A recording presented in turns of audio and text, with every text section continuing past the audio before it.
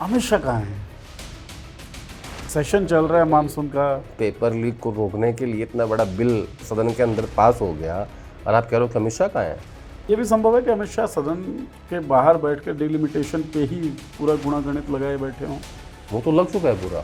Numbers पूरे हो गए। प्रधान साहब को पहले ये ऑफर किया गया था तुम्हारा मंत्रालय बदल देते हैं, लेकिन बाद में ये ऑफर भी उनको दिया नहीं गया। सरकार ये करती उससे पहले ही नेता प्रतिपक्ष ने छात्रों के हवाले से ये बात फ्लोट कर दी मार्केट में और जो वो आइडिया था वो वहीं पे ड्रॉप हो गया। सच राहुल गांधी जो सूत्रों के हवाले से बात कर देते हैं वो सच में सूत्रों के हवाले से बात होती है या कहानी बनाते हैं? इन्फॉर्मेशन तो आती है सरकार के अंदर से। एक धड़े को सरकार नहीं देखना चाह रही है, दूसरे धड़े को विपक्ष नहीं देखना चाह रही है। तो ये पोलराइजेशन जो है वो कहाँ जाकर रुकेगा? रुक चुका है वो तो। मेन स्ट्रीम मीडिया सरकार के साथ है, ऑल्टरनेट मीडिया और जो हम जैसे लोग हैं वो विपक्ष की बात करते हैं। मतलब अब ये नॉर्मल हो क्या चुका है या बदलेगा ये वाला जो स्थिति है? नहीं, अभी तो कोई नजर नहीं आ रहा मुझे। और बड़ा आरोप जो था उससे बरी हो गए Manmohan Singh. History will be kinder to me. बोलते बहुत कम थे डॉक्टर साहब, लेकिन जब बोलते थे ना तो बहुत भारी बोलते थे। सलवार कमीज के पीछे भी एक ऐसी कहानी है, अगर मैं बोल दूंगा ना मेरे पे केस कर देंगे रामदेव। कहानी है, फैक्ट है। क्या आपको लगता है कि इस्तीफे वगैरह जो ले लिए गए धड़ाधड़ उसके कारण भी आपकी पार्टी की, आपके सरकार की छवि खराब हुई?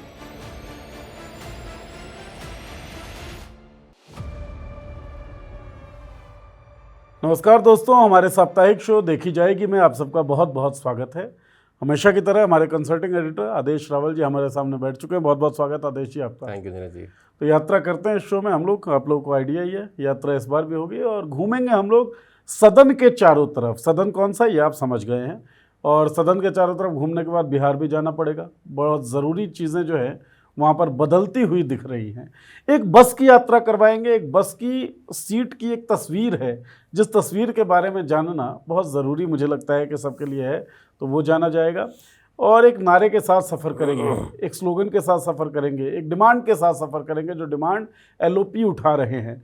कहाँ तो बात थी कि E20 पेट्रोल का मुद्दा गरमाएगा, कहाँ सदन में अमित शाह का इस्तीफा मांगा जाने लगा।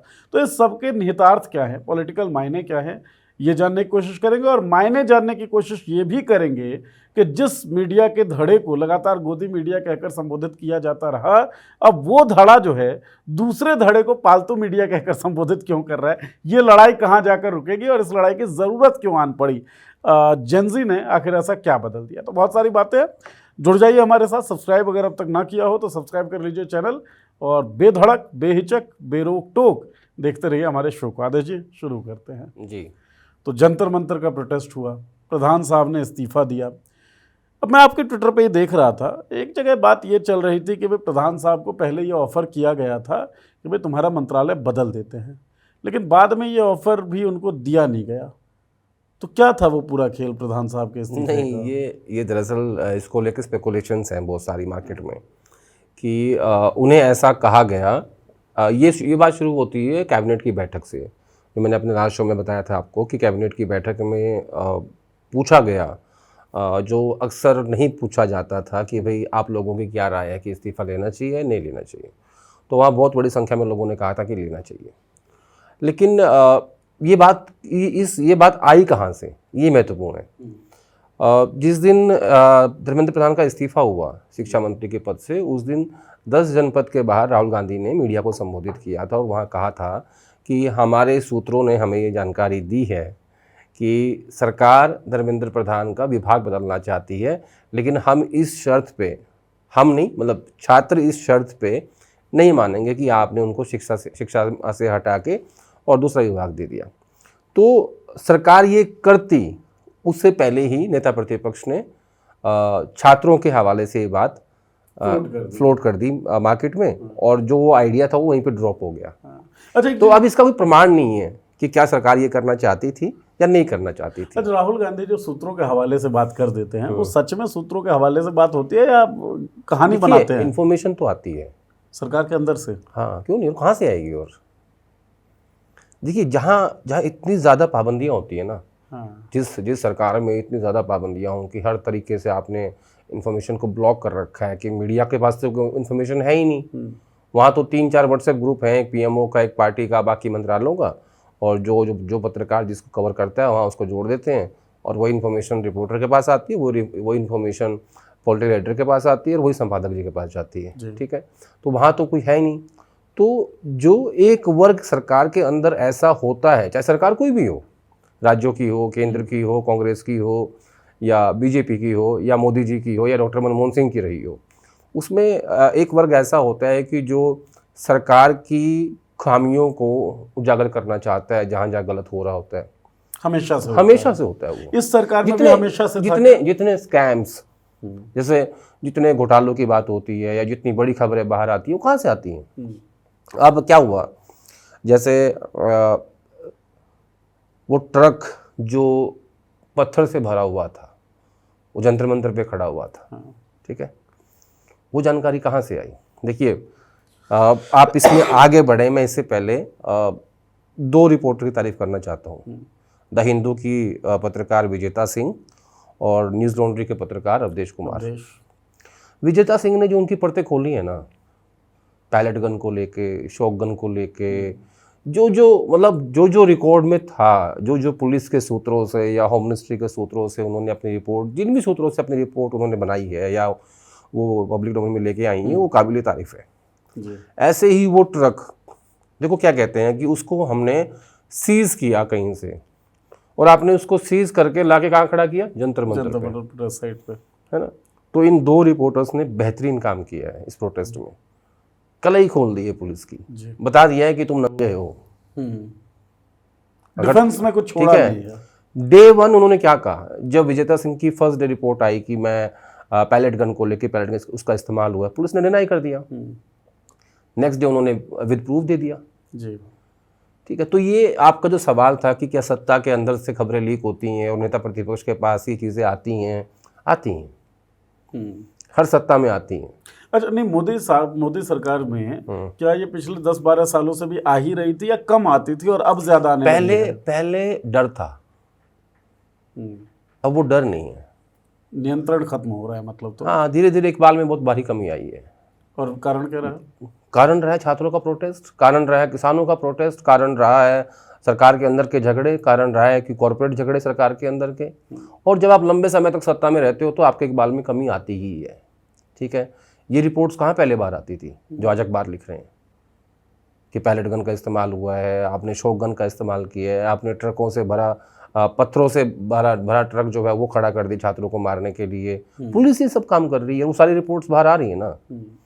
और अगर ये बात राहुल गांधी ने कही है कि धर्मेंद्र प्रधान का इस्तीफा, मतलब विभाग चेंज करना चाहते थे, इस्तीफा देना नहीं चाहते थे, तो ये भी बाहर आई है, कहीं ना कहीं से तो आई है ना।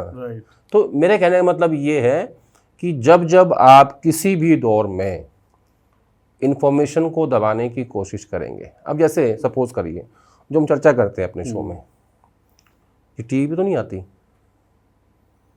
बिल्कुल नहीं आती ना, तो यहाँ कैसे आती है? क्योंकि वहाँ आप दबाने की कोशिश कर रहे हो। राइट, ठीक है, आप कोशिश तो यहाँ भी करते हो लेकिन यहाँ दबा नहीं पाते हो। हाँ।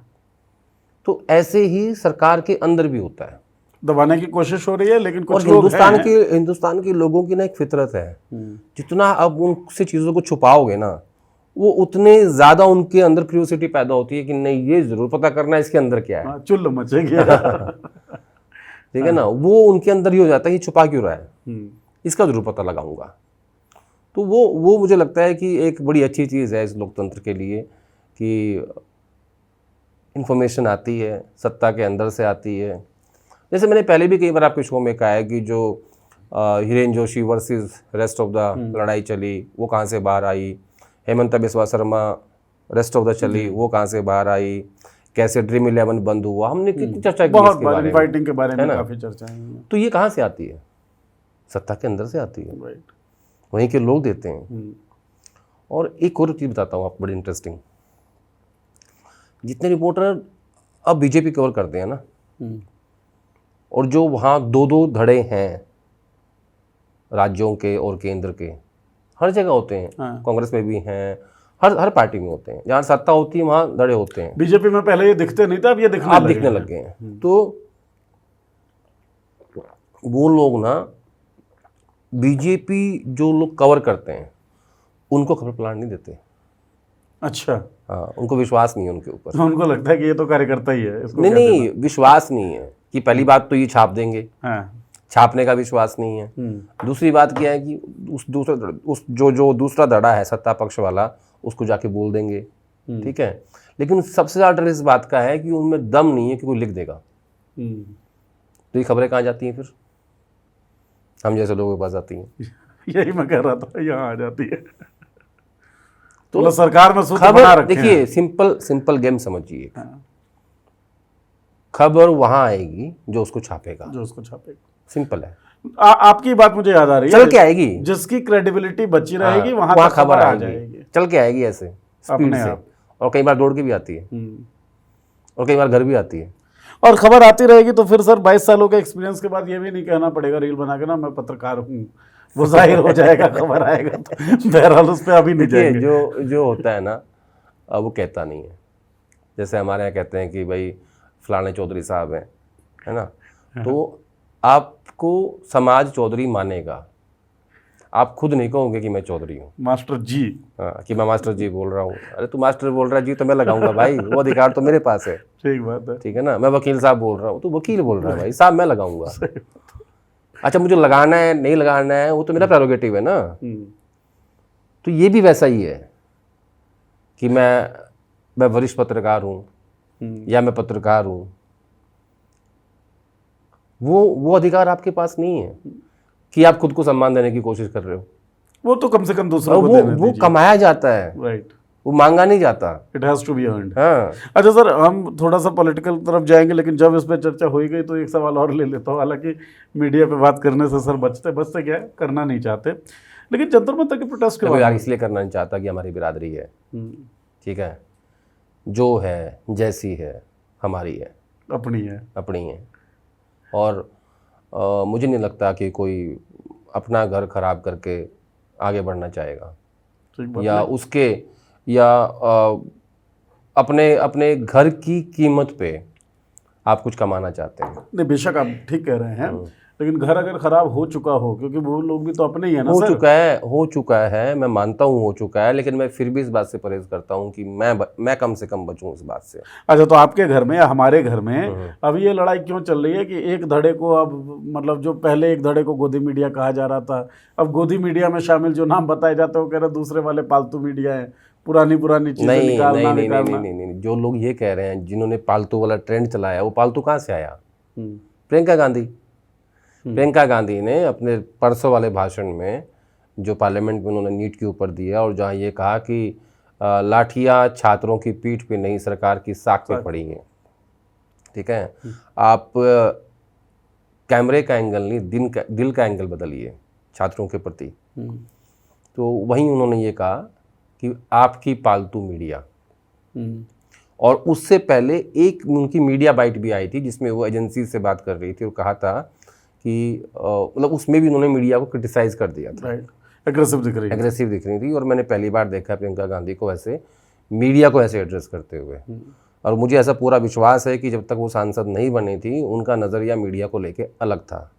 अब जब वो संसद के अंदर और प्रोटेस्ट में और अंगूठे पे चोट लगवा के और इनके सवालों को सुन के, और जो सवाल सत्ता से पूछने चाहिए जब वो विपक्ष से पूछे जाते हैं और जब वो उनसे पूछे जाते हैं, तो उनका नज़रिया बदला है मीडिया को लेके। क्योंकि एक बात तो आप दूर से महसूस करते हैं, किसी और की नज़रों से देखते हैं, फिर दूसरा आप खुद को ये महसूस करना पड़े, तो फिर आपका नज़रिया डेवलप होता है, चेंज होता है, ठीक है, वो डेवलप हुआ। और अब प्रियंका गांधी भी इस बात को मानने लगी हैं कि ये एक तबका जो है वो उसको उन्होंने नाम दे दिया है पालतू मीडिया। तो जिस दिन उन्होंने संसद के अंदर पालतू मीडिया कहा, उसके बाद से वो जिस वर्ग को एड्रेस कर रही थी, फिर उन्होंने उस पालतू शब्द को पकड़ लिया और दूसरे वर्ग को करने लगे, हाँ, टारगेट करने लगे। लेकिन बेसिकली वो जिनको कहा था वो इस बात के गुस्से में है कि हमें ऐसा क्यों कह दिया। तो लड़ाई राजनीतिक ही है ना। हाँ, लड़ाई राजनीतिक है, मतलब बात बिरादरी की नहीं है। नहीं। अब एक बात बताइए आदेश जी, जो दो धड़े, ये तो बड़ा क्लियरली है। देखिए, आपने सवाल पूछा मीडिया पे, मैंने जवाब दिया राजनीतिक। हाँ हाँ, बिल्कुल ठीक बात है। अब इसीलिए अब क्रॉस जो आएगा, फॉलो अप क्वेश्चन आ जाएगा। दो धड़े हैं, बड़ा एविडेंटली दो धड़े हैं। एक धड़े को सरकार नहीं देखना चाह रही है, दूसरे धड़े को विपक्ष नहीं देखना चाह रही है। इस तरह का हालात पैदा हो रहा है। तो ये पोलराइजेशन जो है वो कहाँ जाकर रुकेगा? रुक चुका है वो तो। मेन स्ट्रीम मीडिया सरकार के साथ है, ऑल्टरनेट मीडिया और जो हम जैसे लोग हैं वो विपक्ष की बात करते हैं। मतलब अब ये नॉर्मल हो क्या हो चुका है गया या बदलेगा ये वाला जो स्थिति है? नहीं, अभी तो कोई नज़र नहीं आ रहा मुझे। अच्छा। हाँ, जिस दिन थोड़ा सा मोदी सरकार की साख अगर गिरने लगेगी, जैसे छात्र आंदोलन में हुआ, तो फिर जो उस तरफ लोग बैठे हुए हैं जिन्हें पालतू या गोदी मीडिया कहा जाता है, फिर वो भी अपना अपना रास्ता ढूंढने लगेंगे और वो कहेंगे कि देखिए हमारे ऊपर बहुत दबाव था इसलिए हम ऐसा करते थे और हमें भी आप इस तरफ एडजस्ट कर लीजिए। अगर आपको याद आता हो कि 2024 के लोकसभा चुनाव से पहले इंडिया अलायंस ने एक फैसला लिया था कि इन एंकर्स के यहाँ हम नहीं जाएंगे, बाइकआउट किया था और उससे बड़ा भयंकर क्लेश हो गया था जी। और बड़े बड़े एंकर्स को मैंने विपक्ष के साथ अंदर अंदर साठगांठ करते देखा था कि नहीं नहीं, मुझे मेरा नाम इसमें से हटवा दो। हाँ, बड़े एंकर्स जो इस देश के जाने माने बहुत बड़े एंकर्स, जिनका अहंकार उनके माथे पे दिखाई देता है। एक अहंकार वो होता है जो दिखाई नहीं देता, आपके शब्दों पे आता है। एक अहंकार होता है जो आपके चेहरे पे आता है, एक अहंकार होता है जो आपके माथे पे आता है। अहंकार कई तरह का होता है। अच्छा। हाँ, और अहंकार आपके शब्दों में हो तो ठीक है, समझ में आता है। जो शब्दों में भी है, माथे पे भी है, चेहरे पे भी है, मतलब आप स्वयं अहंकार हो चुके हैं। हाँ, तो वो ऐसा अहंकार था कि जैसे सरकार वही चला रहे हों। तो उनको मैंने बार्गेन करते देखा था कि प्लीज़ इसमें से मेरा नाम हटवा दो। तो जिस दिन मोदी जी की या उनकी सरकार की साख गिरने लगेगी ना, तो मैं आपको लिस्ट दिखा दूंगा बहुत लंबी। सब कांग्रेस पार्टी के नेताओं के घरों के बाहर खड़े मिलेंगे। और कांग्रेस पार्टी की एक आदत है कि वो बहुत समावेशी है, इंक्लूसिव लोग हैं काफ़ी, उनको वो खास फर्क नहीं पड़ता। क्योंकि कांग्रेस में क्या है कि लोग अपना अपना मीडिया मैनेज करते हैं, पार्टी का और गांधी फैमिली का कोई नहीं करता। लेकिन हाँ, मैं कई पार्टियां होती हैं कांग्रेस के नेताओं के जिसमें तमाम लोग इंक्लूसिव रूप से आते हैं उन पार्टीज के अंदर। लेकिन राहुल गांधी का जो क्योंकि वो उन्हीं लोगों के बनाए हुए हैं जी, समझो इस बात को।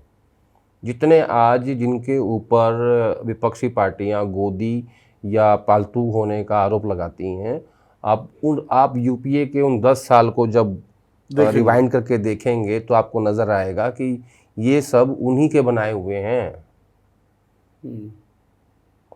और बनाए हुए छोटा वर्ड है, पाल पोस के बड़ा किया है, बाद में बच्चा जो है विमुख हो गया। हाँ, ऐसा कह सकते हैं। मतलब बस क्या बताऊं, फिर मीडिया की बात आ जाएगी, मैं ज़्यादा बोलना नहीं चाहता हूँ। लेकिन जो आज लंदन में वॉक करते हैं और लंदन में जॉगिंग करते हैं जाके वहाँ पे स्लो चश्मे लगा के, वो सब कांग्रेस ने पाले हैं। और मुझे पता है कहाँ से पले हैं, किसने प्रोटीन दिया, किसने विटामिन दिया, सब पता है मुझे। घर की बात सारी पता, घर की बात करना नहीं चाहते आदेश सर। नहीं, लेकिन ये देखो, ये फितरत होती है जी। ये जो हमारी बिरादरी है ना, वो खतरनाक है। तो मैं कांग्रेस की बात कर रहा था। अभी कांग्रेस बहुत समावेशी है और वो सबको संभालेगी, ये सब इधर ही मिलेंगे आपको। और जो बेचारे यहाँ संघर्ष कर रहे हैं पिछले 12 सालों से या 15 से या 20 तक भी हो सकते हैं आगे, पता नहीं कब तक होगा, वो सब बाहर मिलेंगे। मेरी गारंटी है। नहीं, आपकी ये बात बिल्कुल सटीक लगती है। आपने एक और बात रहेगी जो मैं बोल रहा था कि कांग्रेस पार्टी में लोग अपना अपना मीडिया मैनेज करते हैं। पार्टी का, विचारधारा का और गांधी परिवार का किसी कोई कमिटमेंट नहीं है।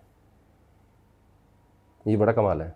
लेकिन गांधीज का जो एक प्रतिबद्धता दिखती है मीडिया के खिलाफ, कि इस मीडिया ने बड़ा नुकसान किया अब दिखने लगी है, पहले नहीं दिखती थी। जैसे आपने प्रियंका गांधी वाला बोला कि जब तक सांसद नहीं थी तब तक अलग तरीके का व्यवहार था।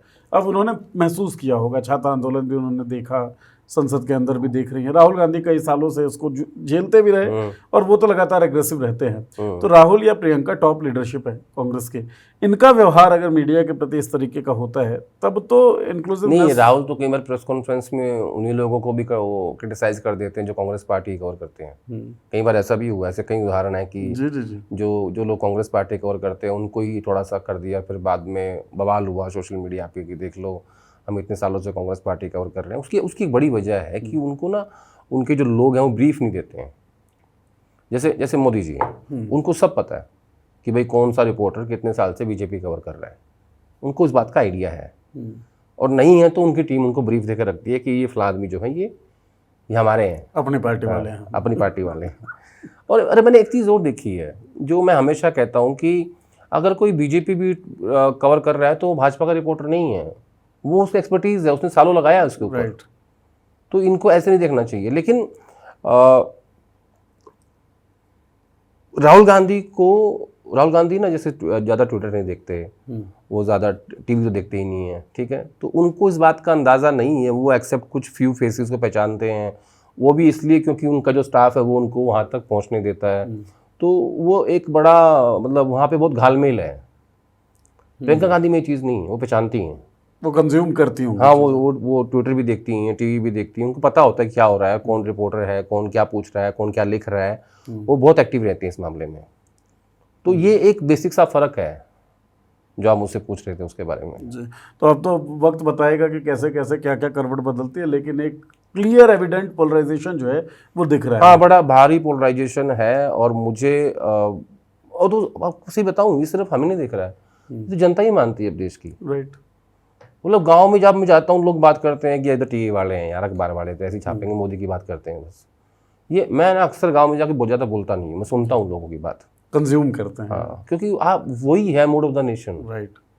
जो अगर आप 5 गांव में घूम के आ गए ना और आपने बुजुर्गों की और अपने से बड़ों लोगों की बात सुन ली, जब वो हुक्का पीते हुए बात कर रहे होते हैं, तो आप समझ जाओगे कि इस देश में क्या हो रहा है, सही बात। क्या सेंटीमेंट है, लोग क्या सोच रहे हैं, नीट पे क्या सोच रहे हैं, चंदा चोरी पे क्या सोच रहे हैं, एथनॉल पे क्या सोच रहे हैं।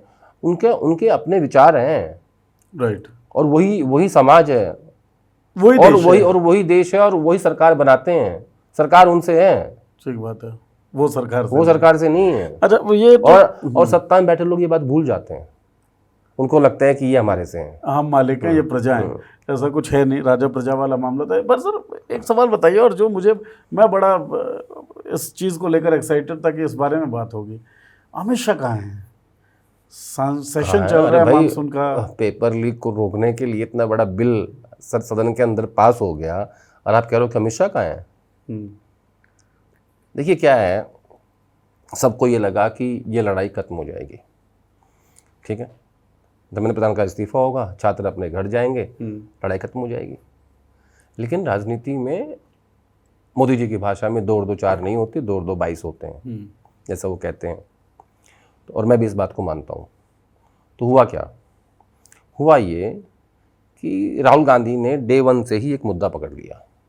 वो मुद्दा ये था कि भाई ये तो ठीक है, इस्तीफा हो गया, लेकिन जो दूसरी मांग छात्रों की है वो ये है कि छात्रों को लाठियों से मारने का, उठा के पटकने का, पैलेट गन चलाने का निर्देश किसने दिया?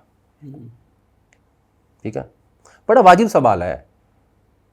इस सवाल में अगर किसी को कोई तकलीफ है, कोई ये कह रहा है कि नहीं सीआरपीएफ के डीजी ने दिया, या बीएसएफ के डीजी ने दिया, या दिल्ली पुलिस कमिश्नर ने दिया, या एनएसजी के चीफ ने दिया, या आईबी चीफ ने दिया, मैं इस बात से, कोई भी व्यक्ति इस बात से इत्तेफाक नहीं रखता। क्योंकि जो जिस विभाग का मुखिया है वो अलग बात है, सरकार में ऐसे काम नहीं होते। शिक्षा मंत्री का जवाब रक्षा मंत्री दे देते हैं, रक्षा मंत्री का जवाब अर्थ मंत्री दे देंगे, फाइनेंस मिनिस्टर दे देंगी, वो एक अलग विषय है। लेकिन यहाँ नंबर 1 और नंबर 2 प्राइम मिनिस्टर और अमित शाह, इनके विभाग की जिम्मेदारी इन्हीं के पास है, बल्कि पूरी पार्टी, पूरे सरकार यही चलाते हैं। तो मैं ये बात नहीं मान सकता कि नहीं। देखिए, 2 उसमें वो बनती है परिस्थितियाँ। पहली परिस्थिति ये है कि अमित शाह जी ने अनुमति दी फोर्सेस को, आरएएफ को, दिल्ली पुलिस को, कि आप स्थिति को नियंत्रण करने के लिए बल प्रयोग करिए, आप बल प्रयोग कीजिए, लाठी मारिए, पैलेट गन चलाइए, जो भी आपको करना है, जैसी परिस्थिति ज़मीन पे आप करिए, बस रिस्टोर करिए आप, ठीक है, ये हमारा आपको मैंडेट है। और सरकारें चलती भी ऐसे ही हैं, ठीक। दूसरी परिस्थिति ये है कि आपको पता ही नहीं था, राइट, ठीक है, कि आपको नहीं पता है, और आपकी जो पुलिस है, आपकी जो फोर्सेस हैं, वो छात्रों को कूट रही हैं, लाठियाँ मार रही हैं, उनके ऊपर पैलेट गन चला रही हैं, छर्रे मार रही है उनको, ठीक है, किसी की आँख पे लग रहे हैं, किसी की छाती पे लग रहे हैं, ठीक है, और आपकी पुलिस लड़कियों की पीछे डंडे मार रही है, और आपको पता ही नहीं है। तो अगर ये 2 परिस्थितियां हैं, अगर दूसरी परिस्थिति को मैं सही मान लूं, तो फिर आपको अपने पद पर रहने का अधिकार नहीं है, आप इनएफिशिएंट। और फिर आपकी तुलना सरदार पटेल से नहीं हो सकती, आपकी तुलना चाणक्य से नहीं हो सकती, ठीक है। लेकिन संभावना पहली परिस्थिति की ज़्यादा है, ठीक है। अब विपक्ष ने और राहुल गांधी ने या अखिलेश यादव ने, इन सब ने मिलके अमित शाह को फंसा दिया है। या तो वो कबूल करें कि हाँ मैंने ऑर्डर दिए थे और मेरे गृह मंत्री रहते हुए मुझे लगा कि नहीं, स्थिति नियंत्रण में मुझे करनी है और पुलिस जो है वो बल प्रयोग करे, मैंने कहा था। वो नहीं कह सकते। और बना करें तो फिर आप कैसे गृह मंत्री हो? ठीक बात तो ये एक बड़ी सोची समझी रणनीति है विपक्ष की, जिसकी स्ट्रैटेजी इन्होंने धर्मेंद्र प्रधान के इस्तीफे के बाद ही बना ली थी। और तीसरी परिस्थिति क्या है कि गृह मंत्री माफी मांगे, प्राइम मिनिस्टर माफी मांगे, तो वो भी पॉसिबल नहीं है। अब ये हो क्यों रहा है? सवाल बड़ा ये है। कहानी तो ये है। कहानी ये है। हाँ। ये हो इसलिए रहा है क्योंकि सरकार परिसीमन विधेयक इस सेशन में लाना चाहती है, ये उसकी मंशा है और विपक्ष को ये बात पता है। तो ये डिले करने की स्ट्रेटजी है, डिले करने की, डिरेल करने की, ठीक है, जितना कर सकते हैं। क्योंकि क्या होता है ना, हिंदुस्तान की राजनीति में कल क्या होगा, 2 दिन बाद क्या होगा, 5 दिन बाद क्या, कोई नहीं जानता। किसने सोचा था जिस दिन अभिजीत दीप के अमेरिका से आया इस तरह का कुछ होगा, इस तरह का कुछ होगा, छात्र बैठेंगे, सोनम वांगचुक को हटाया जाएगा और उसके बाद फिर ये जो चिंगारी थी वो पूरे देश में फैलेगी और प्रधानमंत्री मोदी को झुकना पड़ेगा, उनको इंस्टाग्राम पे आके रील बनानी पड़ेगी फ्रंट कैमरा से इतने गंदे फ्रेम की। और जो आदमी अपने फ्रेम का इतना ख्याल रखता है कि मुझे चलना कैसे है, मुझे दिखना कैसे है, मुझे पहनना क्या है, मेरे फ्रेम में कोई नहीं आएगा, इतना कोई डर जाएगा। जैसे मैंने अब क्लास शो में कहा था, छात्रों ने इस्तीफा लिया है, दिया नहीं है, दिया किसी ने नहीं है, छीना गया। हरियाणा में कहते डंडा दे के लिया है, मजबूर कर दिया इस्तीफा देने। नहीं, अमित शाह जो सदन में नहीं आ रहे हैं, तो क्या इन सवालों से बचने के लिए ही, क्योंकि इन सवालों का जवाब नहीं है? देखिए क्या है कि इसका सीधी जवाबदेही तो गृह मंत्री की बनती है भाई। जो मैंने 2 परिस्थितियां बताई आपको कि या तो अमित शाह ने ऑर्डर दिया या उनको पता नहीं था, और या फिर उनसे बगैर पूछे पीएमओ ने अपने आप ये फैसला कर लिया। ये तीसरी परिस्थिति है जो कि संभव है। पीएमओ भी कर सकता है, हाँ, प्रधानमंत्री जी कर सकते हैं, वो तो सरकार के मुखिया होते हैं, वो कुछ भी कर सकते हैं।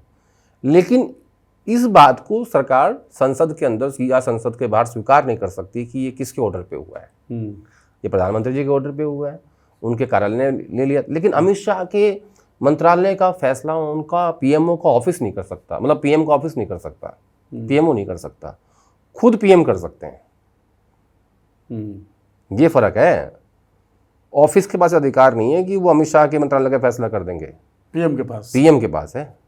वो तो सरकार के मुखिया हैं, वो तो सबके हेड हैं, हेड ऑफ ऑल, ठीक है, वो तो कर सकते हैं। लेकिन सरकार इस बात को माने कैसे? मतलब अब अगर अमित शाह से हटाई जाती है तो मोदी फंसते हैं। हाँ, एक तरफ कुआ एक तरफ खाई है। राजनीतिक चाल है, और विपक्ष शतरंज खेल रहा है, और विपक्ष आगे भी दिख रहा है, मजबूत भी दिख रहा है। हाँ, दिख रहा है। तो विपक्ष इसको इसलिए कर रहा है ताकि वो कितनी देर तक परिसीमन विधेयक को डिले करते हैं।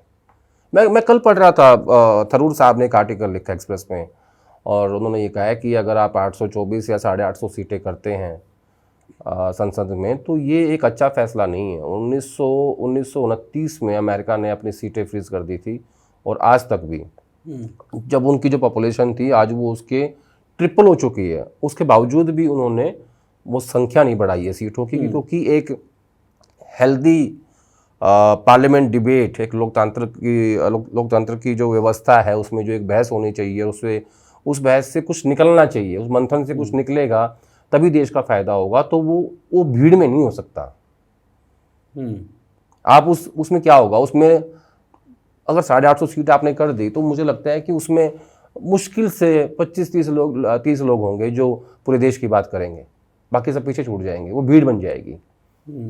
जो पीछे बैठे रहते हैं इनको जानता ही नहीं है। लेकिन एडमिनिस्ट्रेटिव ज़रूरतों के लिए जिस तरीके से हमारा पॉपुलेशन एक्सप्लोड हुआ है आदेश जी, उसमें तो ज़रूरतें भी है ना, क्योंकि एक लेकिन उसमें रोल है ना। जैसे भाई सांसद की अलग ड्यूटीज़ होती हैं, विधायक की अलग होती हैं, पार्षदों की अलग होती है, मेयर की अलग होती है, सरपंच की अलग होती है।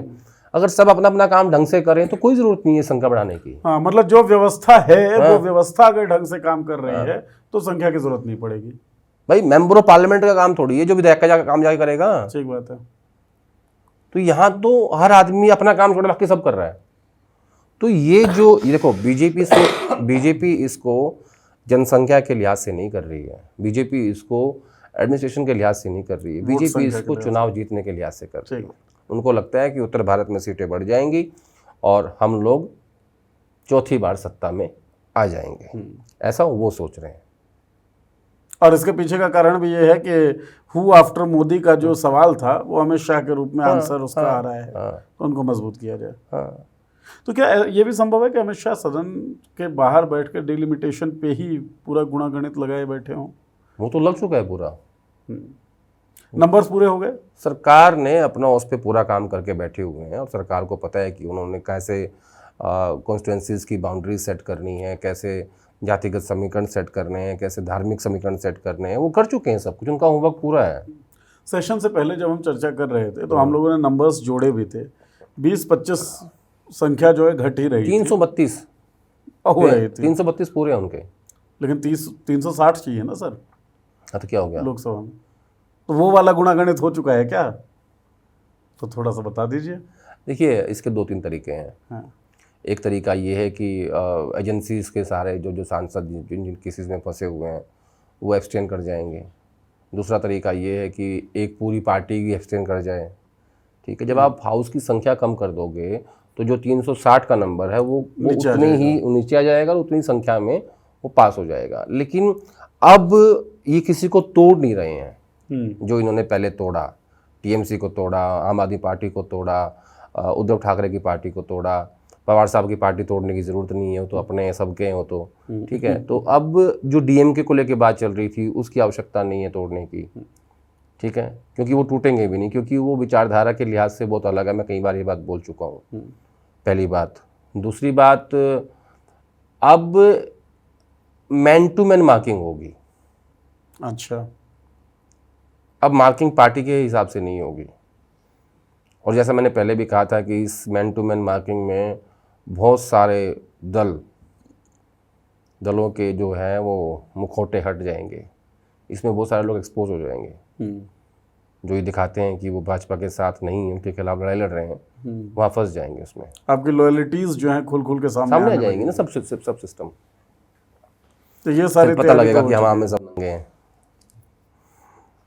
ठीक, ये आएगा नहीं, तो दाल में कुछ काला नहीं होगा, पूरी दाल ही काली निकलेगी, दिख जाएगी। तो अमित शाह शायद जैसे आपको तुम याद है मैंने एक बार कहा था कि राजनीति का त्रिपाठी हो गया राहुल गांधी, त्रिपाठी ही बचेगा जी। ये एक दूसरा मौका है खासतौर पर कांग्रेस और राहुल गांधी के लिए कि कितने सांसद इंडिया अलायंस के और किस किस पार्टी के इस परिसेबल विधेयक पर एब्सटेन होंगे या बीजेपी को वोट देंगे। तो ये एक मैं कहूँगा कि गोल्डन अपॉर्चुनिटी है। हालांकि राहुल गांधी की कोशिश ये है कि कम से कम मैं जब तक रोक सकूं मैं इसको रोकूं। अमित शाह को कटघरे में खड़ा करके उनसे सवाल पूछ के उनके ऊपर पार्लियामेंट ना चलने देना, गतिरोध बने रहना। लेकिन कायदे से अगर मैं इसका पॉलिटिकल एनालिसिस करूं, उसको डिकोड करने की कोशिश करूं, तो ये कांग्रेस पार्टी के लिए फ़ायदेमंद भी है, राहुल गांधी की लीडरशिप के लिए फ़ायदेमंद भी है। जैसे मैंने हमने कई महीने पहले डिस्कस किया था कि जो नेता राहुल गांधी को नेता नहीं मानते थे, विपक्षी नेता, आज वो सब ऑटोमेटिकली वो उन सब के नेता हो गए। जिस दिन ममता चुनाव हारी और फ़ोन किया कि राहुल जी वोट चोरी के मुद्दे पे आप बैठक बुलाइए, उन्होंने सोनिया गांधी का फ़ोन तो नहीं किया, राहुल गांधी को फ़ोन किया। तो उसी दिन राहुल गांधी एलओपी के साथ साथ इंडिया अलायंस के नेता भी हो गए थे। मतलब एक चेहरा जो चाहिए था वो चेहरा बन गया, क्योंकि Nitish Kumar ji prime minister candidate थे, Arvind Kejriwal prime minister candidate थे, Mamata Banerjee prime minister candidate थी, है ना। और जब ये राज्य के चुनाव हारते थे तो संसद में डायरेक्ट ओब्रेन बोलते थे, why not Mamata lead the party, India alliance, she is the leader, कहते थे ना। राइट, हाँ। अब दिखा दो क्या पश्चिम बंगाल ने पूरा कमजोर कर दिया उन लोगों। नहीं, राजनीतिक परिस्थितियां इस देश में कब बदलती हैं, रिजल्ट आते हैं और कब क्या हो जाता है कोई नहीं जानता। ठीक बात है। अरे जब इस देश के लोग मंदिर, भगवान राम का मंदिर बना के 240 सीट दे सकते हैं, तो क्या गारंटी है कि 850 सीट में बीजेपी सत्ता में आ जाएगी? कोई गारंटी तो किसी, आप बार बार कहते भी हैं कि प्रिडिक्शन तो अगले 5 दिनों का नहीं कर नहीं सकते होता। हैं। ये राजनीतिक कहते ही हैं कि मोदी की गारंटी है, और है थोड़ी। ठीक बात है। तो इंडिया अलायंस, राहुल गांधी, मनमोहन सिंह तक अगर हम जाएं, आरोप खूब सारे लगते हैं, लगते रहे। मनमोहन की तो पूरी सरकार ही आरोपों के कारण गई सर, और 19 महीने हुए हैं। 19 महीने के बाद एक और बड़ा आरोप जो था उससे बरी हो गए Manmohan Singh. History will be kinder to me. एक और लाइन है उनकी, हजारों जवाबों से अच्छी है खामोशी मेरी, न जाने कितने सवालों की आबरू रख ली। क्या बात थी वो, और कितनी, मुझे बोलते बहुत कम थे डॉक्टर साहब, लेकिन जब बोलते थे ना तो बहुत भारी बोलते थे। हर टाइम नहीं बकर बकर करते थे वो, क्योंकि जिसके जिसके विचारों में, शब्दों में वजन होता है ना। और कितनी प्रेस कॉन्फ्रेंस की उस आदमी ने, और 2014 की जनवरी की उनकी आखिरी प्रेस कॉन्फ्रेंस थी वो एज ए प्राइम मिनिस्टर, जिसमें उन्होंने कहा था कि history will be kinder to me. विपक्ष और मीडिया की तुलना में इतिहास मेरे प्रति ज़्यादा दयालु रहेगा। ठीक है। अब उनके यूपीए 2 के कार्यकाल पे जो मोटे मोटे आरोप थे वो क्या थे? कोयला घोटाला, जिसमें इनको सुप्रीम कोर्ट से क्लीन चिट मिली, 2G spectrum clean chit, Commonwealth घोटाला क्लीन चिट, कुछ भी साबित नहीं हुआ। तो विपक्ष और मीडिया ने मिलके जो खेल रचा था, या विनोद राय ने, CAG ने मिलके, या बाबा रामदेव ने, जो ये कहते हैं कि देश तो चलेगा लोकतंत्र और संविधान से, तो फिर आप वहाँ क्यों बैठे थे रामलीला मैदान में प्रोटेस्ट कर रहे थे? जब पुलिस ने आपको लाठी मारी तो आप सलवार कमीज पहन के भाग गए थे। सलवार कमीज के पीछे भी एक ऐसी कहानी है, अगर मैं बोल दूंगा ना मेरे पे केस कर देंगे रामदेव। अच्छा, तो कोई नहीं, केस हो जाएगा तो लोग खड़े हो जाएंगे, भी सपोर्ट आदेश। राहुल, कहानी तो बता दीजिए। अपने चोले में उनको उठाया गया था जो वो पहनते थे। अच्छा, ठीक है। और वहाँ से रामलीला मैदान से लेके और सफदरजंग एयरपोर्ट तक उनको सलवार कमीज क्यों दिया गया? क्यों? क्योंकि वो वस्त्र खराब हो गया था।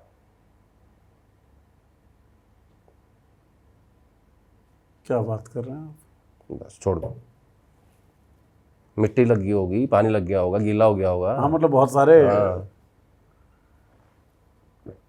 और वहाँ से फिर उनको प्राइवेट प्लेन से उठा के उत्तराखंड उतार दिया गया था। कहानी है, फैक्ट है? कहानी और फैक्ट एक ही चीज़ होती है।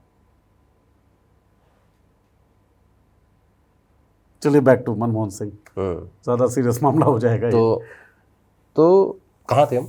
मैं मनमोहन सिंह का पूरा जो वो प्रकरण था, जिसमें कैग हो, रामदेव हो, अन्ना हजारे हो, विनोद राय हो, ठीक है, श्री रविशंकर हो, सब ने मिलके एक प्रोपेगेंडा बनाया, और उसमें बहुत महत्वपूर्ण भूमिका रही हिंदुस्तान की मीडिया की।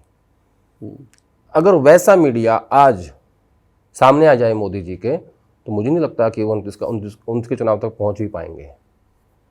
वैसा फेयर मीडिया, उतना आज़ाद मीडिया। डॉक्टर मनमोहन सिंह तो कोशिश नहीं की ऐसे मीडिया को रोकने की या उनको कंट्रोल करने की।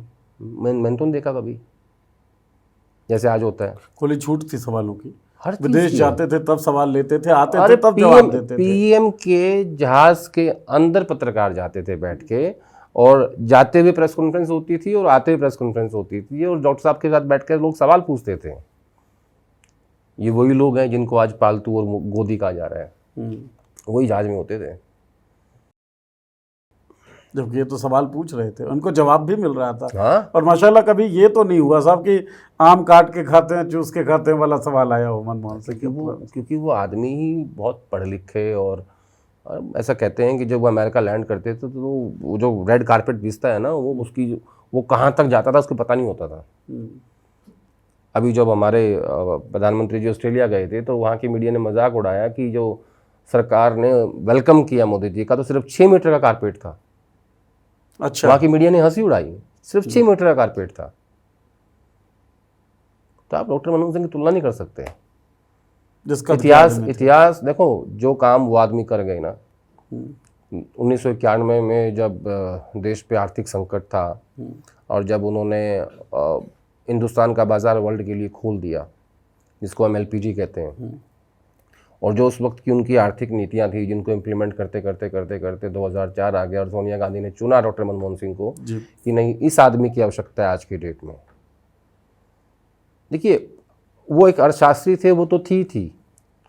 कांग्रेस पार्टी को और सोनिया गांधी को और गांधी परिवार को राजनीतिक रूप से भी उनकी ज़रूरत थी।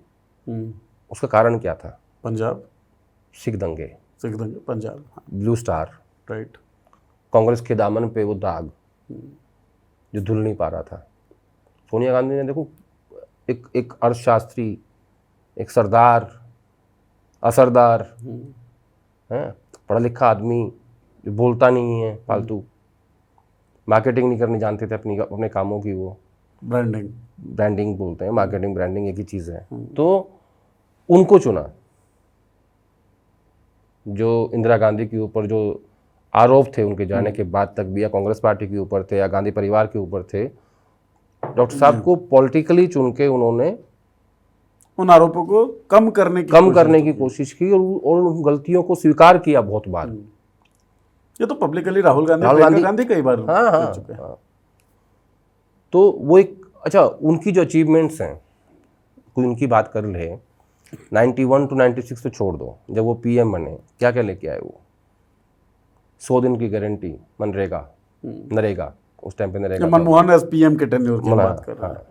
RTI जी, 72,000 करोड़ रुपए किसानों का कर्ज माफ कर दिया, जो किसान दुख तकलीफ में थे, ठीक है। फूड सिक्योरिटी जी, मतलब ऐसी ऐसी चीज़ें वो आदमी लेके आए कि जो ये डायरेक्ट बेनिफिट ट्रांसफर, DBT, इन सब चीज़ों की इन्होंने नाम चेंज कर दिए बस। शिक्षा का अधिकार, और ऐसा नहीं है कि अडिंग नहीं थे, न्यूक्लियर डील पे अड़ गए थे। सरकार जाती हो तो जाए, कोई बात नहीं, मेरी कुर्सी, उनके पास था, मेरी कुर्सी जाती है तो जाए, दिखा दे करके मोदी जी कि जहाँ उनकी कुर्सी दाव पे हो। ठीक बात है, 56 इंच सीना तो खैर वो होता है, दिखा दे करके। लेकिन डॉक्टर मनमोहन सिंह ने ये कहा कि लेफ्ट विड्रॉ कर रहा है तो करे, लेकिन न्यूक्लियर डील होके रहेगी, और वो हुई। कन्विक्शन होता है आदमी का, लीडरशिप ये होती है। हाँ, कुछ लोग मुझे ये भी कहते हैं कि नहीं, डॉक्टर मनमोहन सिंह पॉलिटिशियन नहीं थे। मैं नहीं मानता इस बात को। अरे, जो आदमी इस देश का प्रधानमंत्री 10 साल तक रह जाए, जो आदमी 5 साल तक वित्त मंत्री रह जाए, RBI का गवर्नर रह जाए, प्लानिंग कमीशन में रहे, कहाँ रहे, वो पॉलिटिशियन नहीं थे। अमेरिका से डील, और मैं, देखिए, आज वो इस दुनिया में नहीं है, बट मैं बहुत पॉजिटिव सेंस में बोल रहा हूँ, मैं उन्हें बहुत बेहतरीन और मजा हुआ पॉलिटिशियन मानता हूँ। और देश के जो चुनिंदा प्राइम मिनिस्टर रहे हैं, उनमें पंडित नेहरू और डॉक्टर मनमोहन सिंह की मैं बहुत इज्जत करता हूँ व्यक्तिगत रूप से। डॉक्टर मनमोहन सिंह कार्यकाल मैंने देखा है। नेहरू को मैं पढ़ने की कोशिश कर रहा हूँ। नेहरू को पढ़ना कोई आसान काम नहीं है, राइट, ठीक है ना, कोई किताब नहीं है वो, अपने आप में लाइब्रेरी है पूरी। ठीक है, लेकिन एक चीज़ बताएं आदेश जी, जब ये कहा जाता है, और मनमोहन खुद कहा था उन्होंने, history will be kinder to me, और बहुत मजे हुए पॉलिटिशियन थे, आप ये बात कह रहे हैं। क्या आपको लगता है कि इस्तीफे वगैरह जो ले लिए गए धड़ाधड़ उस समय में, जिस सब में क्लीन चिट मिलता चला गया, तो आपने एक फैसला तो ले लिया नैतिक दबाव में, उसके कारण भी आपकी पार्टी की, आपके सरकार की छवि खराब हुई। इनको ये लगा कि हम जवाबदेही तय कर रहे हैं जनता के प्रति, लेकिन हमें पॉलिटिकल दिक्कत हो गई ना। नहीं, वो तो बाद में हुई ना, वो तो बाद में हुई। क्या था, उस वक्त धड़े भी थे अंदर पार्टी के। जैसे मैं उदाहरण देता हूँ, अशोक चौहान को हटाना। अशोक चौहान को जब हटाया गया, किसमें वो जो मामला था फ्लैट्स वाला जी, जिसमें वो आर्मी के लोगों के फ्लैट्स थे ना, कुछ ऐसा मैटर था। उनके ऊपर आरोप था 2 फ्लैट्स का या 3 फ्लैट्स का। दरअसल अंदर की जो धड़ा था, वहाँ एक बड़ी भारी लॉबी थी अहमद पटेल जी की। वो भी इस दुनिया में नहीं है। आज हम ऐसे लोगों की बात कर रहे हैं जो इस दुनिया में नहीं है, डॉक्टर मनमोहन सिंह, अहमद पटेल, और वहाँ वो नहीं चाहते थे कि वो लंबे समय तक मुख्यमंत्री रहें। लेकिन इन सब के अलावा एक चीज़ थी कि एक जवाबदेही तय होती थी कि भाई अगर आपके मंत्रालय में या आपके कारण ये सब हो रहा है तो इस्तीफे होते थे, अकाउंटेबिलिटी तय होती थी। मुंबई का हमला हुआ तो चीफ मिनिस्टर ने इस्तीफा दिया, विलासराव देशमुख ने, और आपने जिन्होंने हमला किया, जिनको पकड़ा आतंकवादी को, उनको फांसी दी। किसने बताई ये बात? इस बात के फ़ायदे कहाँ मिले कांग्रेस को? कहीं भी नहीं मिले। आपकी छवि तो बनती चली गई बस, क्योंकि मीडिया ने वो चीज़ कभी उजागर ही नहीं की। और अगर इस बात को लेकर दिल्ली में ब्लास्ट हुआ तो शिवराज सिंह चौहान का इस्तीफा हुआ। वो गृह मंत्री थे, उन्होंने उस दिन 3 ड्रेस चेंज कर ली थी। पाटिल, हाँ माफ़ कीजिएगा, शिवराज पाटिल। चौहान साहब का तो हाँ। इस्तीफा करवा के केंद्र लाए हैं। शिवराज पाटिल जी का जी गृह मंत्री से इस्तीफा, और उन्होंने उस दिन 3 ड्रेस चेंज कर ली थी, और मीडिया के दबाव में हुआ। जी। पवन बंसल का हुआ। और आपने क्या हुआ, डॉक्टर मनमोहन सिंह ने ना या कांग्रेस पार्टी ने गलती और की उस दौर में, जब जब ये आरोप लगते गए, खासकर टोजी स्पेक्ट्रम में, तो कॉर्पोरेट हाउसेस के जो मालिक थे वो सीबीआई के ऑफिस आते थे। तो वो एक अलग लड़ाई छिड़ गई थी अंदर अंदर कि आपने इस देश के बड़े तबके को अपने खिलाफ कर लिया था। कॉर्पोरेट हाउसेस मतलब बड़े बड़े कॉर्पोरेट हाउस, अगर अनिल अंबानी सीबीआई ऑफिस आए, फलाना, तब अडानी साहब कोई थे ही नहीं, मतलब इतने बड़े आदमी थे लेकिन इतने बड़े आदमी थे नहीं वो। तो वो एक अंदर लड़ाई चल रही थी बड़ी भारी कॉर्पोरेट हाउसेस की। तो क्या हुआ ना कि वो बूंद बूंद जुड़ती गई, मटका भरता गया, और ऐसा भरा कि उसमें मीडिया का इतना महत्वपूर्ण रोल था कि कांग्रेस पार्टी ऐसी बाहर हुई कि वो अब जाके 3rd टर्म में 100 सांसद छू पाई है। ठीक है, लेकिन आज इन्होंने उल्टा किया। इनको लगा कि, मोदी जी को लगा कि अगर हम भी ऐसे इस्तीफे लेंगे तो उससे क्या होगा कि जनता ये मान लेगी कि हमसे गलती हो रही है। अच्छा, एक आप डिकोड करके देखिए, पैरेलल्स अगर हम ड्रॉ करें, मनमोहन जी ने जो 2 सरकार चलाई, मनमोहन सिंह ने, वो दोनों सरकार सिंगल मेजॉरिटी की नहीं थी, गठबंधन की सरकार थी। नरेंद्र मोदी पहली बार गठबंधन की सरकार चला रहे हैं। इस्तीफे की मांगें पहले भी हुई हैं, लेकिन गठबंधन के सरकार में इस्तीफा हो गया है। मनमोहन सरकार की जो सरकार थी वो थी गठबंधन की, इसलिए इस्तीफे हो जाते थे। ये कुछ पैरेलल्स आपको दिखते हैं? मतलब प्रधान का जो इस्तीफा हुआ है उसमें गठबंधन साथियों का भी कोई दबाव आपको दिख रहा है क्या? नहीं, उनका दबाव तो नहीं मानता मैं, क्योंकि उनकी अभी इतनी हैसियत है नहीं कि वो मोदी के सामने अपना दबाव बना सकें, पहली बात। दूसरी बात, जब आप इसका कंपैरिजन करेंगे तो वहाँ अकाउंटेबिलिटी सेट होती थी, और कांग्रेस पार्टी की गलतियों से प्रधानमंत्री जी ने सबक लिया जब वो प्रधानमंत्री बन गए। पहला तो ये लिया कि मैं जिस मीडिया को कांग्रेस ने बनाया, जब ये उनकी नहीं हुई तो मेरी भी नहीं होगी, तो इन्होंने सबसे पहले उसे कंट्रोल किया। ठीक है, कि ताकि ये एक लिमिट तक इनका रोल रहे और मैं अपने हिसाब से सब कुछ तय करूँगा। तो वहाँ तो मीडिया कंट्रोल हो गया, जिस मीडिया ने कांग्रेस पार्टी को मारा उन 5 सालों में, कॉमनवेल्थ, 2G और इन सब में, कॉल स्कैम में। और दूसरा बचा ये इस्तीफे का दौर। तो जब जब कांग्रेस पार्टी ने ये लोगों को मैसेज देने की कोशिश की कि हम जवाबदेही तय कर रहे हैं इस्तीफा लेके, उससे उसकी छवि खराब होती गई। तो ये बात भी मोदी जी ने सीखी, तभी तो इस्तीफे नहीं होते थे।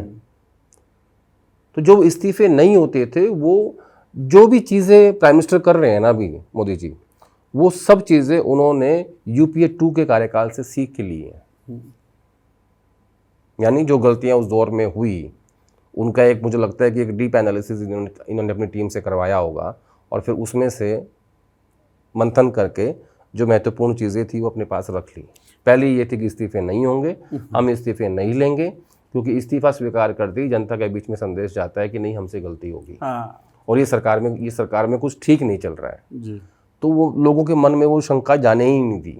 तो मनमोहन के राज को अगर कोई बड़ी दयालुता से देखे, जैसा वो कह रहे थे कि history will be kinder to me, उसके लिए लोगों के अंदर भी लोकतांत्रिक चेतना और लोकतांत्रिक नैतिकता बोध होना बड़ा जरूरी है ना। वो तो ठीक है, लेकिन वो जो इनके शब्द हैं कि history will be kinder to me, उसका वो अभी के लिए नहीं है। वो अभी तो मोदी जी कार्यकाल चल रहा है, फिर कोई सेकंड प्राइम मिनिस्टर आएंगे इनके बाद, फिर थर्ड आएंगे, फिर इन 3-4 प्राइम मिनिस्टर्स का कंपैरिजन फिर डॉक्टर मनमोहन सिंह के साथ होगा, तब आप समझ पाओगे कि डॉक्टर मनमोहन सिंह क्या थे। वही जब लोकतांत्रिक नैतिकता की आपको जरूरत पड़ जाएगी तो आपको लगेगा कि नैतिक आधार पर इस्तीफे क्या होते हैं और क्या वैल्यू होती है उसकी। तो जब कंपैरिजन होगा ना, तब उनकी वैल्यू समझ में आएगी आपको।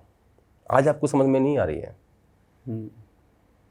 मुझे ऐसा लगता है कि इस बात का मतलब ये है। हाँ, मतलब और पहली बात तो ये है कि यार डॉक्टर मनमोहन सिंह और मोदी का कंपैरिजन हो ही नहीं सकता। अच्छा, वो क्यों नहीं होता? पहली बात तो ये प्रधानमंत्री है, दोनों क्यों नहीं हो सकता? नहीं, प्रधानमंत्री हैं वो एक अलग पर्सनैलिटी है, वो एक अलग पर्सनैलिटी है। दोनों की पर्सनैलिटीज में जमीन आसमान का फर्क है, बहुत ज्यादा फर्क है। और डॉक्टर मनमोहन सिंह इस दुनिया में है नहीं, और उनकी विरासत जो वो छोड़ के गए हैं उसका कंपैरिजन आप सिर्फ मोदी से करके उनकी तुलना नहीं कर सकते। इसके लिए आपको, मुझे लगता है कि 10-15 साल और वेट करना पड़ेगा। सैंपल साइज और होने चाहिए। हाँ, सैंपल साइज छोटा है। ठीक है, ये ऐसा है जैसा हमारा एग्जिट पोल का होता है। हाँ ठीक है। अब एक ये कर लेते हैं, अपन आखिरी सवाल की तरफ बढ़ते हैं सर। कर लीजिए, फिर मुझे भी। हाँ, इस्तीफों की बात चल ही रही है, तो बात ये चल रही थी कि जंतर मंतर का प्रोटेस्ट हुआ। अब सबसे ज़्यादा खतरे में होंगे नितिन गडकरी साहब। E20 की बात चलेगी, चल भी रही है ग्राउंड पे, बहुत सारे लोग, और सोशल मीडिया तो पटा पड़ा है बिल्कुल। E20 जनता पार्टी भी बन गई है एक। इधर राहुल गांधी जो है वो कह रहे सहक अमित शाह। तो कौन सा मुद्दा, नितिन गडकरी या अमित शाह, कौन सा मुद्दा ज़्यादा एलिवेट होता आप देखेंगे? राहुल गांधी अपने उस विषय पे हैं जो वो छात्रों की गूंज कार्यक्रम कर रहे हैं, जिन्होंने कोटा में किया, देहरादून में किया, अभी एक और होने वाला है। ठीक है, उसमें वो एक लार्जर पर्सपेक्टिव साथ कर रहे हैं कि छात्रों के साथ एजुकेशन सिस्टम में बहुत सारी खामियां हैं, और इनके जो अभिभावक हैं, जो बच्चों के पेरेंट्स हैं, उनको क्या दिक्कतें आती हैं। तो वो अपने मुद्दे पे स्टिक हैं, वो वहाँ अड़े हुए हैं अपने मुद्दे के ऊपर। और रही बात एथनॉल की, एथनॉल का एक विषय बड़ा है, और उस पर केजरीवाल जी उसके ऊपर काम कर रहे हैं, और कल उनका एक टाउन हॉल कार्यक्रम भी है जी, कल होने वाला है वो। लेकिन सरकार ने जो दो जवाब दिए हैं संसद के अंदर, उसमें पेट्रोलियम मिनिस्ट्री कहती है कि 3 से 5% एथनॉल के कारण गाड़ी की एवरेज कम होती है, और गडकरी साहब का डिपार्टमेंट कहता है कि नहीं, 2 से 6% गाड़ी की एवरेज कम होती है।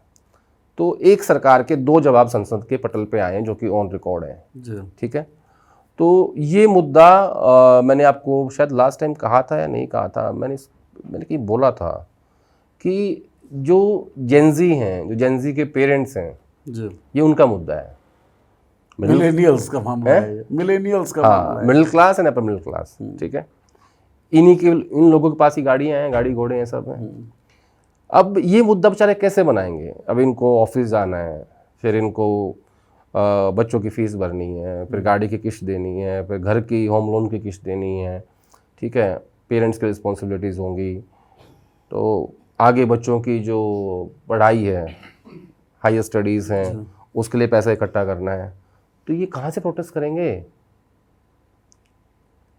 जेनजी तो कर सकता है, क्योंकि उसको कॉन्सिक्वेंसेस नहीं भुगतने। नहीं, जेनजी के पेरेंट्स नहीं कर सकते। जेनजी भी स्कूटी तो जेनजी चलाता है, स्कूटर तो जेनजी चलाता है, बाइक तो जेनजी चलाता है। मैं इसकी एक व्यापक उसकी बात कर रहा हूँ, ब्रॉडर पर्सपेक्टिव में। आप देख ब्रॉडर पर्सपेक्टिव में ना, गडकरी छोटा मुद्दा है अमित शाह से। ठीक है, गडकरी का कोई इतना हैवी स्टेक सरकार के अंदर नहीं है। मुझे नहीं लगता कि वो अपने मंत्रालय के सारे फैसले करते होंगे।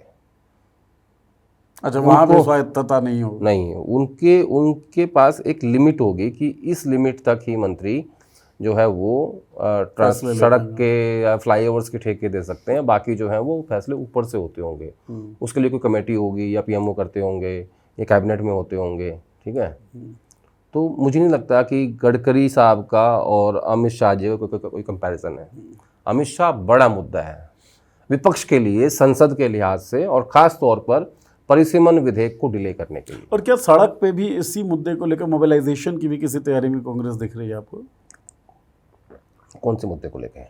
सहक अमित शाह, क्योंकि जो बात कर रहे हैं सहक अमित शाह हैशटैग जरूर है सर, लेकिन उसके पीछे जितनी बातें हैं वो ब्रुटैलिटी और स्टूडेंट्स के खिलाफ। मैं वही कह रहा हूँ, ये इसमें ऐसा लगता है मुझे कि राहुल गांधी स्टूडेंट्स के विषय को जिंदा रखना चाहते हैं, क्योंकि ये एक बड़ा इमोशनल इशू है, और वो हर रोज़ इस विषय पे बात कर रहे हैं, ट्वीट कर रहे हैं।